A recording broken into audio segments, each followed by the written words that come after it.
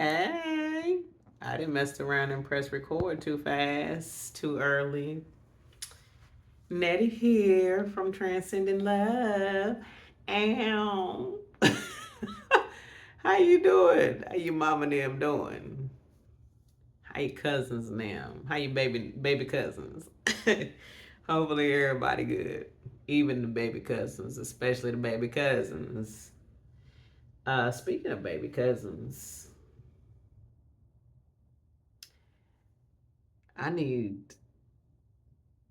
somebody's baby cousin to hold and play with for a little bit, just to teach your time. I be uh I be wanting to hold the baby sometimes. They don't have nothing to do. Oh, it might have something to do with the message actually. I was gonna say it didn't have nothing to do with the message, but it just might. Because I don't want no kids of my own, but I be wanting to hold and play with little kids sometimes, mostly little boys. Don't ask me why, they just different. Um, Especially when they like 2 to like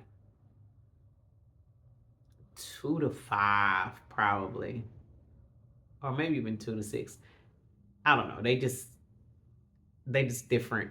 Little boys are so much different than little girls. Little girls, that's that's a different energy. Anyway, the topic today is love. How you loving? How you living in loving? How you living in love? And that is a very important question for you to explore and navigate through for yourself.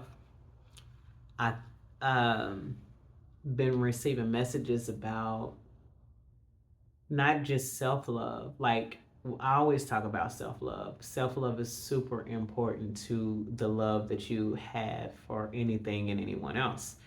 Self love comes first, but also like the love that you have for other people and like how you show up in that love for other people. Like it it gives a to love yourself and to treat yourself well does bleed, if you will, onto everything. It gets on everything. I don't even want to say bleed because it would um could easily have a negative connotation, and I don't want it to do that at all. But it gets on everything. It covers everything. That's what's meant by interesting. Love covers a multitude of sin, is what the scripture says. But it covers that sin being the disbelief in yourself in every aspect, all of them. And then it carries over outwardly. So, anyway, um, how do you feel concerning love? That's something that's important to face because it affects how you love you and it affects how you love other people. If you don't feel great about it, or if you've perpetually felt unloved, it can seem very difficult to love yourself. And it can feel very difficult to love other people as well. Listen, I have not always been this way. Shawty came from a mighty long way. Mighty long way. I've lived some lives and some timelines that have not lended so very well for love. Not for myself and not for other people. But the root is that I wasn't loving myself. And because I couldn't love myself, I didn't know how to love myself. It wasn't able to carry over to everything and everyone else. But Spirit has intentionally, for some time now, had me pay close attention to how I express my love. Some of you did not grow up with very expressive and affectionate parents. And some of them you kind of knew, even though they had the expression, you knew and you felt differently about the love that they were able to give. And it's not their fault. Um, you can only give what you got.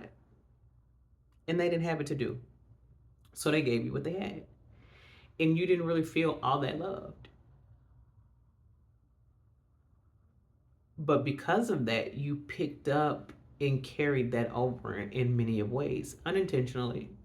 Not that you necessarily meant to. And then some other things happened to some others of you where you did block off the love channel. And that's okay too. That got you, all of those things got you here for both groups of people. But you don't need that no more. You can disarm now and you can open up to receive love and to give love from yourself. Receive it from others, receive it, give it to yourself and to others. It's okay. There's no need to fixate on not being hurt. It's okay. It's safe. The safer you are within yourself, the safer you are without and in this world. It feels completely different when you feel safe within yourself. But I want you to intentionally pay attention to how you love. Not to be critical, not to be critical. This is not to judge yourself at all. This is to take a measured account for the state of your love. And one of the things that I would like for you to do as a actionable step is every morning,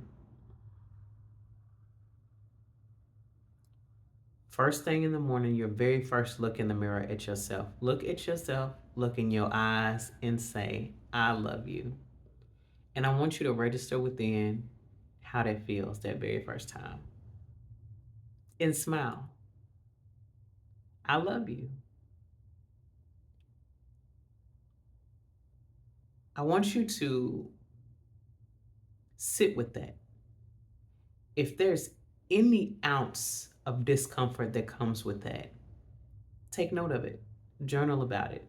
And at first, there will be no judgment.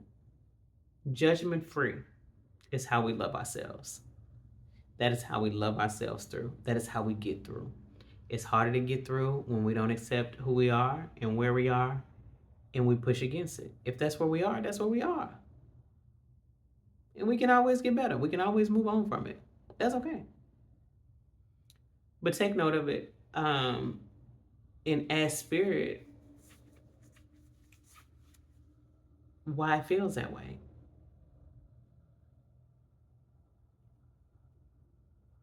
Write all your thoughts about it feeling that way. But every day, do that. And over time, that starts to feel different. It starts to feel more real. Say it till it feel real and then keep on saying it. It forges self-confidence and assurance, autonomy, and even desire to know yourself at that more intimate love level. That's important. And when you're dealing with other people where love is concerned, take note of how it feels whenever you think about them. All of the people in your life, anybody that you would say that you love, think about it. Think about how your love for them feels.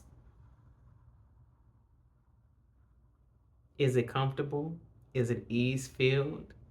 Is it uncomfortable? What is that? What does that feel like? Do you tell them, I love you? Do you tell anybody, I love you?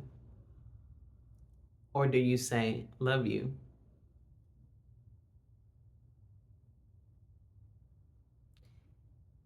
it seems like semantics, but it's semantics and nuance that matters. Because what we don't realize is that we are getting away from an intimate connection that is associated and attaching that I on the phrase. We evade that by saying, love you. It appears to us and feels slightly less uncomfortable, although it's still uncomfortable. Notice the feeling within when you say it. When you tell certain people, I love you, compare the two different feelings. Or compare the feelings. I don't want to say they're both different for you. Because I'm not you, I can't say. But many of you, they are different.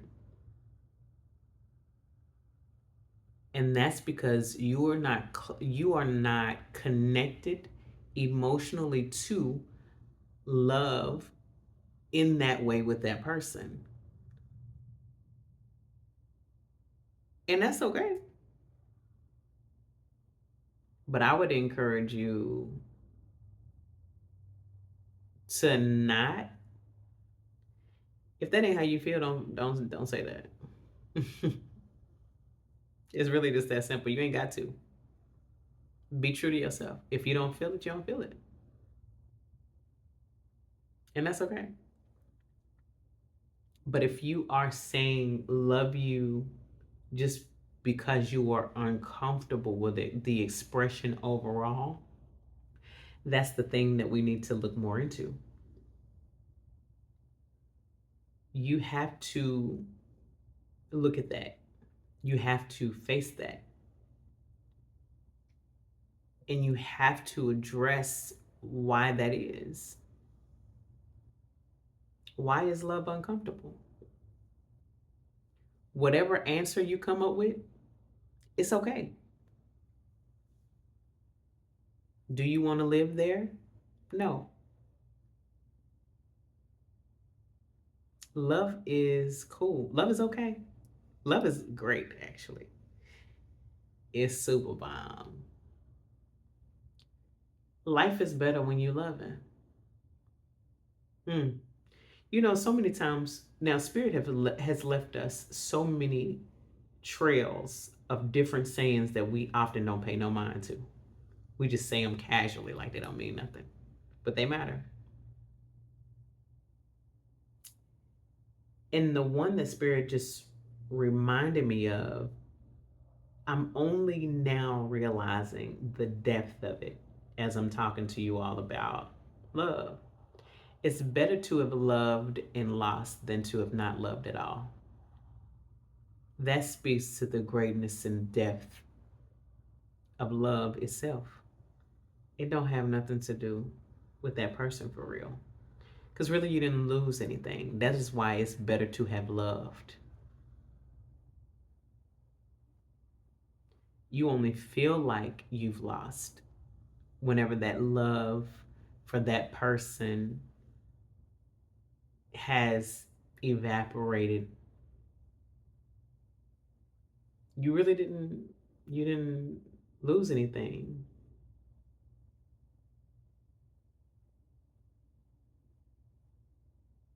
And the more you live and the more you love, you realize that it's just better to have loved.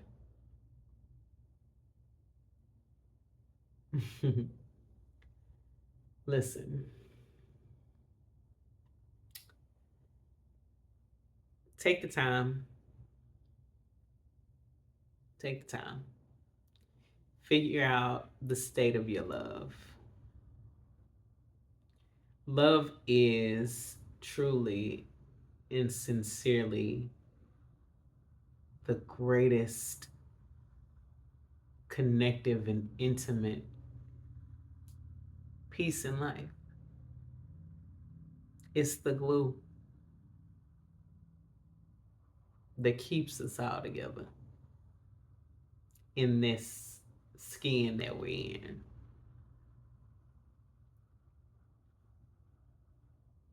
Love is indeed the answer. But it all still starts at home within self. Anyway, but yeah, spirit is just saying that exploring these intricacies of your love is going to make all the difference. We got to get deeper with ourselves. We got to think beyond the surface about things. That is how we get to the shadow, the other side of us that often lays concealed. It's it's never dormant. It's the puppet in there pulling them strings, telling you where to go and what to do, what you can do, what you can't do, because of your belief about any number of things. And in there, if that heart chakra and love peace is not there,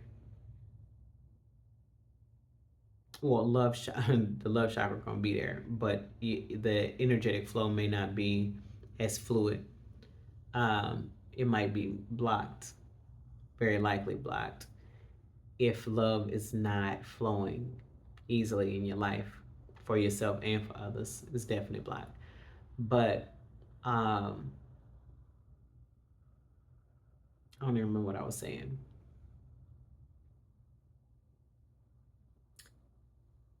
You got to experience that in its fullness and in its authenticity, with sincerity. Anyway, that's the message. I believe that's it. Love and light. Love yourself. Practice. Practice loving yourself.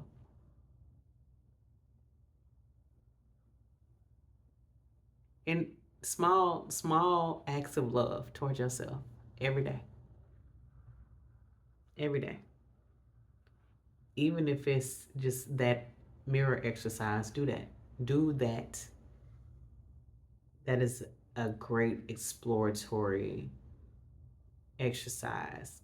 And it's not just an exercise, it's a real measure of access and love for yourself. Anyway, toodaloo.